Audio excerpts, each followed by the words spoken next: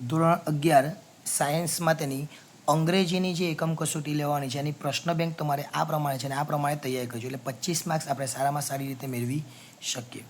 Total આપણે જોઈએ તો એથી લઈને આપણે સેક્શન ઈ સુધીની વાત છે. પહેલામાંથી 6 પ્રશ્ન, બીજામાંથી 6, ત્રીજામાંથી 6, ડી એક પ્રશ્ન 2 માર્ક્સ અને ઈ એમાંથી પણ એક જ પ્રશ્ન એના 5 માર્ક્સ. આ પ્રમાણે પેપર પૂછાશે. ટોટલ આપણને 10 પ્રશ્નો આપેલા છે. એકથી કેટલા છે? 10. આ 10માંથી આપણને 2 પ્રશ્નો પૂછવામાં આવશે. એ જ રીતના નિયરેસ્ટ મિનિંગ કેટલા આપેલા છે? 10. આ 10માંથી પણ આપણને 2 પ્રશ્નો પૂછવામાં આવશે. અને છેલ્લે વાત કરીએ તો આની અંદરથી પણ આપણને 2 પ્રશ્નો એટલે ટોટલ એ પણ 10 છે, એમાંથી 2 એટલે ટોટલ વિભાગ એની વાત કરીએ તો એ 6 માર્ક્સનો થઈ જાય. વિભાગ બી પણ 6 માર્ક્સનો જ છે. એની 3 પેરેગ્રાફ, અહીં જે પેરેગ્રાફ આપેલા છે એમાંથી કેટલા? 3.